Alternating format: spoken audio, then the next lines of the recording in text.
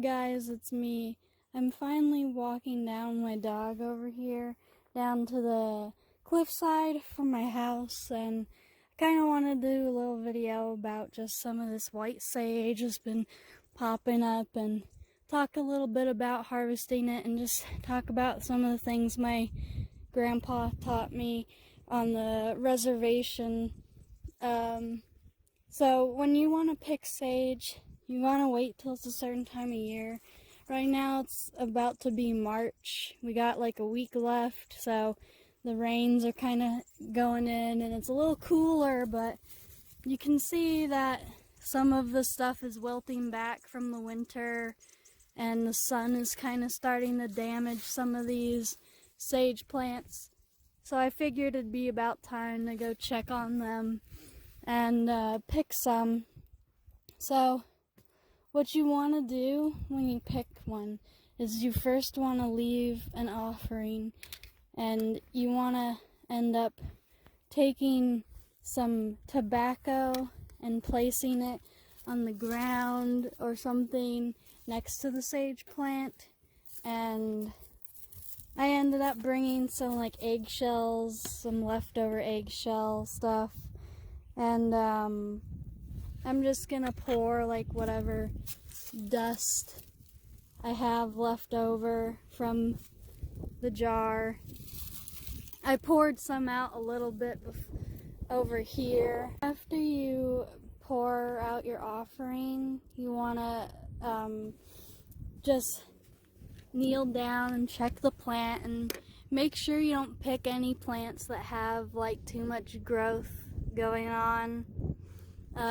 You can see down here though that there are like little growths coming from subsections of the plant, so the plant will grow new stems out of the main thing. So if you cut this main part off, do not worry, you will have more growing eventually from down here where you can see there's littler twigs growing out and stuff.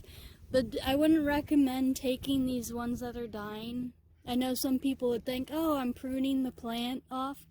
No, that you want to keep this, because as you can see, there's little new growths, like greener growths on the white sage plant.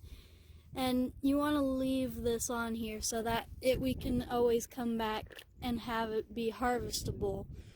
And you don't want to just rip out the roots of this plant either, because then it won't regrow at all. It won't have any roots to base itself out of, or even hold itself.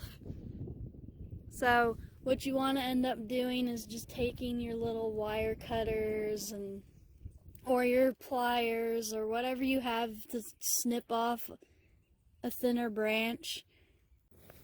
You just want to take a little bit off, you know, don't take the whole stem.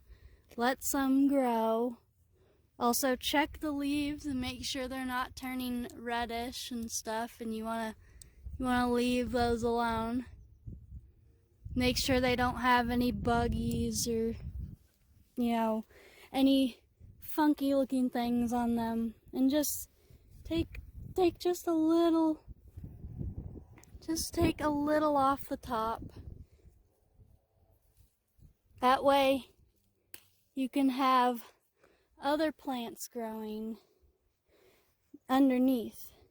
As you can see, there's still stuff growing under there, and some of that actually is having sunburn problems, or some things aren't getting enough sun, so this kind of helps get it out of the way for other things to grow.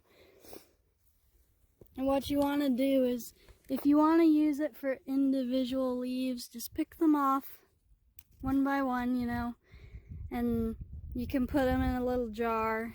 That's why I brought my jar up with me. I'll be putting those in a bit.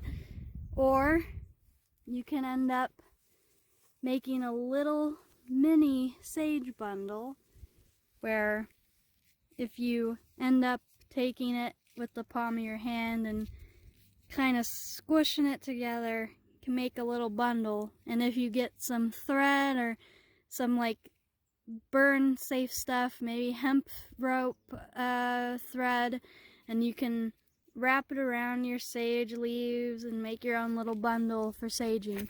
But before you use it for burning anything, the dog tried to escape. Before you try to use it for anything, make sure that you put it in a dried area that's cool and you can store it.